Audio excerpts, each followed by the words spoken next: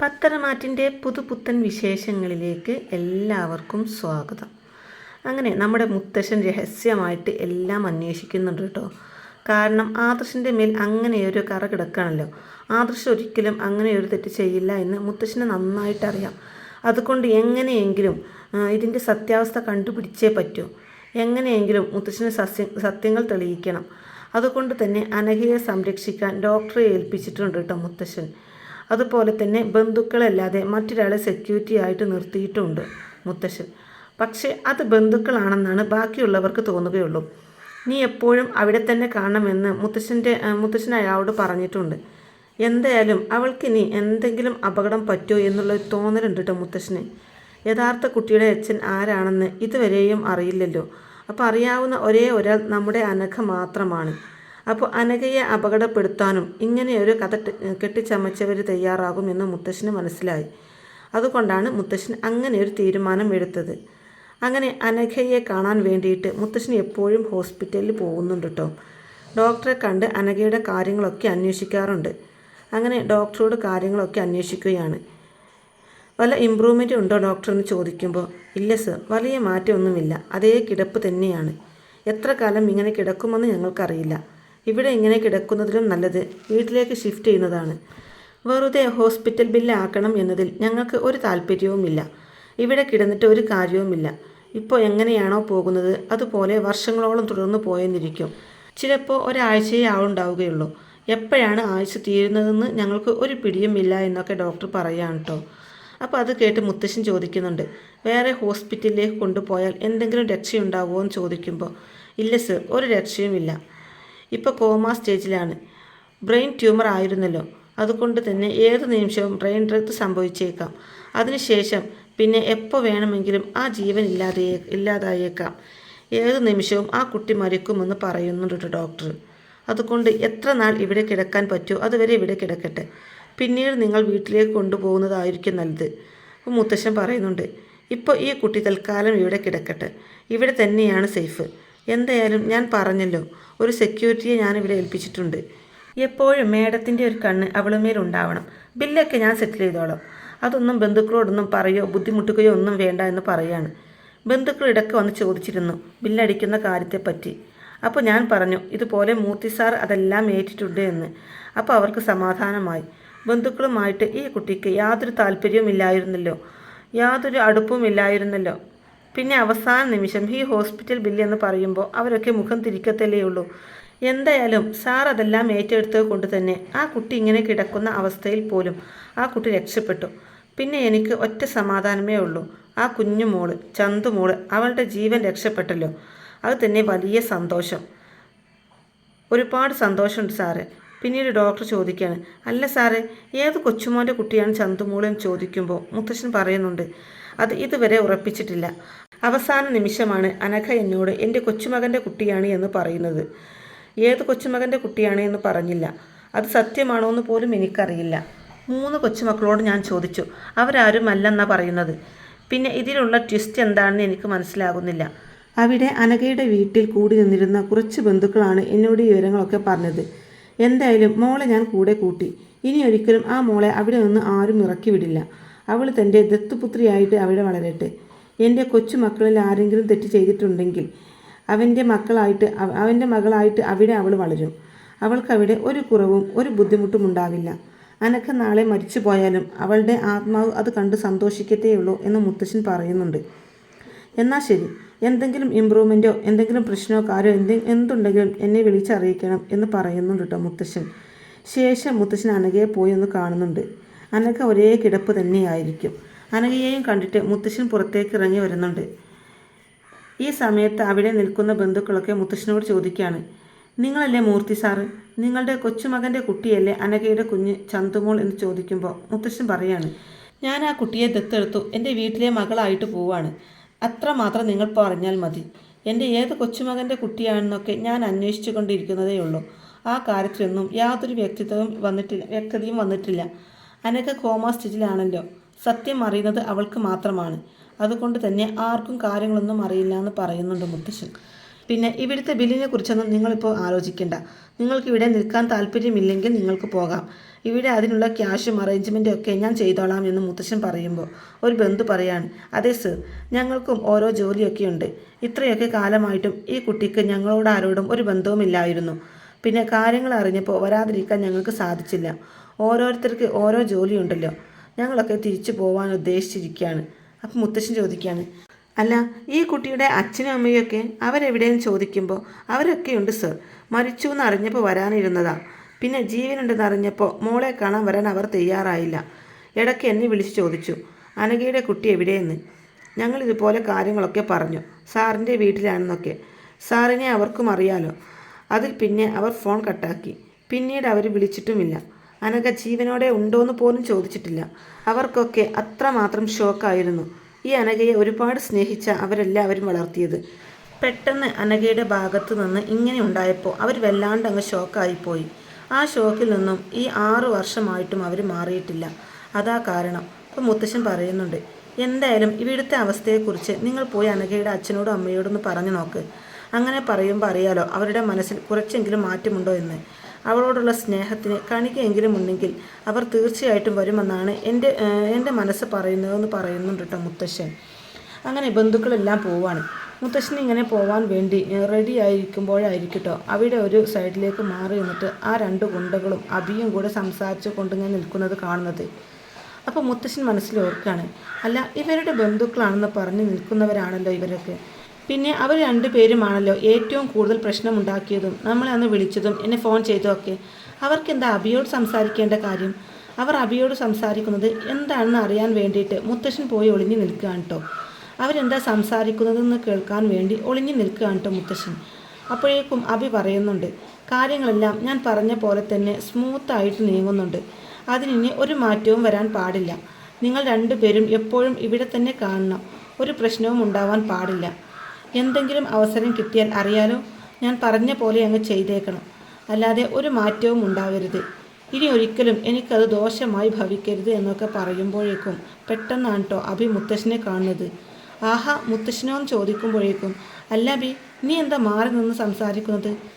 അല്ല മുത്തശ്ശ, ഞാൻ പറയായിരുന്നു ഇനി ഒരു പ്രശ്നങ്ങളും ആ അനഘയ്ക്ക് ഉണ്ടാവരുത്.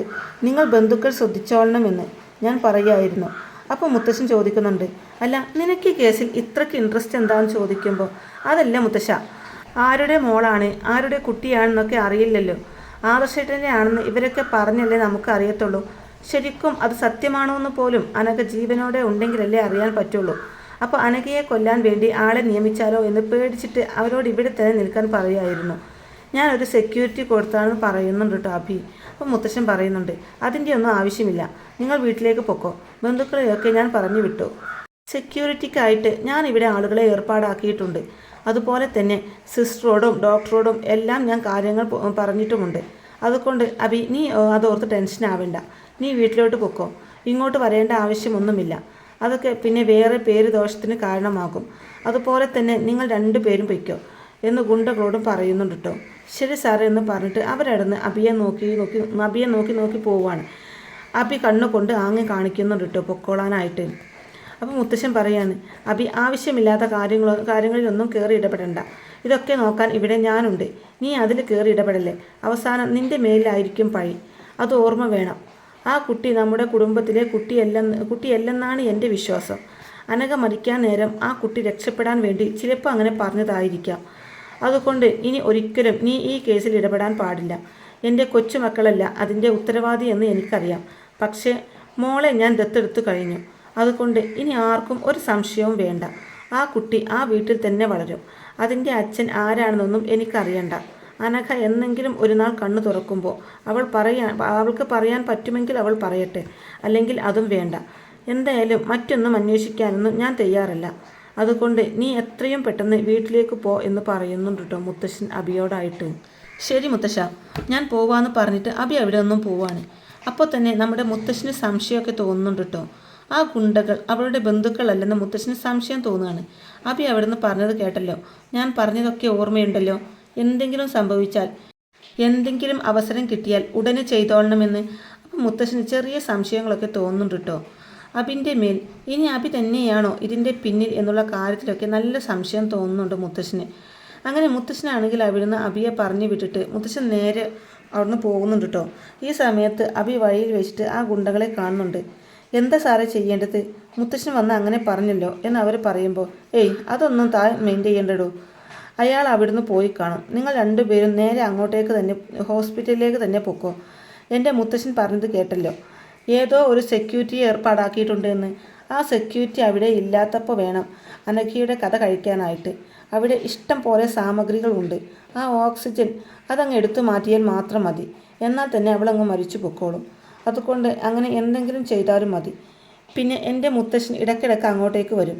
അതുകൊണ്ട് ശ്രദ്ധിച്ചു വേണം. അയാളെ കാണുമ്പോൾ തന്നെ നിങ്ങൾ അവിടുന്ന് മാറി നിന്നേക്കണം എന്നൊക്കെ പറയുകയാണ് അബി. സാറേ, പിന്നെ ക്യാഷിൻ്റെ കാര്യം. എടോ, ഇതുകൊണ്ട് എനിക്ക് വലിയ പ്രയോജനം ഉണ്ടായിരിക്കുന്നത്. എൻ്റെ പേരിലേക്ക് ഒരു ബ്രാഞ്ച് തന്നെ എഴുതി തരാൻ പോവാം, ഒരു സ്വർണ്ണക്കട. പിന്നെ എന്നെ പിടിച്ചാൽ കിട്ടില്ല. അതുകൊണ്ട് എത്ര ക്യാഷ് വേണമെങ്കിലും ഞാൻ നിങ്ങൾക്ക് തരാം. പക്ഷേ അനഘ, അവൾ ജീവനോടെ ഇരിക്കാൻ പാടില്ല. അവളുടെ വായിന് ഒരിക്കലും സത്യങ്ങൾ പുറത്തു വരരുത് എന്ന് പറയുന്നുണ്ട് ടബി. അപ്പോൾ ആ കൂട്ടത്തിൽ ഒരാൾ ചോദിക്കുന്നുണ്ട്, അല്ല സാറേ, ഞാനൊരു കാര്യം ചോദിക്കട്ടെ. നിങ്ങൾ 3 കൊച്ചുമക്കളുടെ ആരുടേതോ ഒരു മകളാണ് ചന്തുമോള് എന്ന് പറഞ്ഞല്ലോ. അപ്പോൾ മൂർത്തി സാറിന് ഒരു DNA ടെസ്റ്റ് എടുത്താൽ പോരെ, സത്യം തെളിയില്ലേന്ന് ചോദിക്കുകയാണ്. അപ്പോൾ അബി പറയുന്നുണ്ട്, ആ ഒരു പേടി എനിക്കും ഇല്ലാതില്ല. പക്ഷേ ഇപ്പോൾ എന്താണോ, മുത്തശ്ശൻ അതിലേക്കൊന്നും കാര്യങ്ങൾ കടത്തുന്നില്ല. മുത്തശ്ശൻ പറഞ്ഞത് എനിക്ക് ആ കുട്ടി ആരാണെന്ന് അറിയണ്ടെന്നാ. അതിനെക്കുറിച്ച് അന്വേഷിക്കുകയും വേണ്ട. ആ കുട്ടിയെ മുത്തശ്ശൻ ദത്തെടുത്തു എന്നാണ് പറയുന്നത്. ഇനി DNA ടെസ്റ്റ് എങ്ങാനും ചെയ്താൽ ആദർശ് കുടുങ്ങും എന്ന് കരുതിയിട്ടായിരിക്കും. കുടുങ്ങിയാൽ അവൻ്റെ പേര് പോവുമല്ലോ, അവൻ്റെ കുടുംബജീവിതം നശിക്കും. അത് പേടിച്ചിട്ടായിരിക്കും കിളവൻ അങ്ങനെ പറഞ്ഞത്. ആദർശിനോട് അയാൾക്ക് പ്രത്യേകം ഒരു സ്നേഹമുണ്ട് എന്നൊക്കെ അബി പറയുന്നുണ്ട് കേട്ടോ അവരോട്. അങ്ങനെ മുത്തശ്ശൻ വീട്ടിലേക്ക് തിരിച്ചു പോകുന്ന വഴി അമ്പലത്തിലേക്ക് പോകുന്നുണ്ട്. അവിടെ പോയിട്ട് മുത്തശ്ശൻ ഇങ്ങനെ മനസ്സുരുകി പ്രാർത്ഥിക്കുന്നുണ്ട് കേട്ടോ. ഈശ്വര, എനിക്കറിയാം അത് ആദർശവും അനിയും ചെയ്തതല്ലെന്ന്. അബി ഇപ്പോൾ കുറച്ച് നല്ല പിഴ സമയമൊക്കെയുണ്ട്. അത് സത്യമാണോ എന്ന് എനിക്ക് മനസ്സിലാകുന്നില്ല. അതോ അത് അഭിനയിക്കുക തന്നെയാണോ എന്നൊക്കെ ചോദിക്കുന്നുണ്ട് കേട്ടോ. എന്തായാലും ഇന്നിവിടെ വെച്ച് നടന്ന കാര്യങ്ങൾ വെച്ച് നോക്കുമ്പോൾ അബിക്കതിൽ എന്തോ ഒരു പങ്കുണ്ട്. ഇനി അബിയുടെ കുട്ടിയായിരിക്കും അത്. എന്തായാലും എല്ലാം ഒന്ന് കലങ്ങി തെളിയണം. ഞാൻ അന്വേഷിക്കുന്നുണ്ട്. എനിക്ക് തുണയായി കൂട്ടു നിൽക്കണം. മറ്റാരും ഈ സംഭവങ്ങളൊന്നും അറിയാനും പാടില്ല. ആരും അറിയാതെ എൻ്റെ കൊച്ചുമക്കളുടെ പേരിൽ നിന്നുള്ള ഈ പഴിയൊക്കെ അങ്ങ് മാറണം. ആരുടേതാണോ ആ കുട്ടി, ആരാണ് തെറ്റ് ചെയ്തത്, അയാൾ മാത്രം ശിക്ഷിക്കപ്പെടണം എന്നൊക്കെ പറഞ്ഞിട്ട് എൻ്റെ കുടുംബത്തിൽ ഒരിക്കലും ഒരു പ്രശ്നവും ഉണ്ടാകരുത്.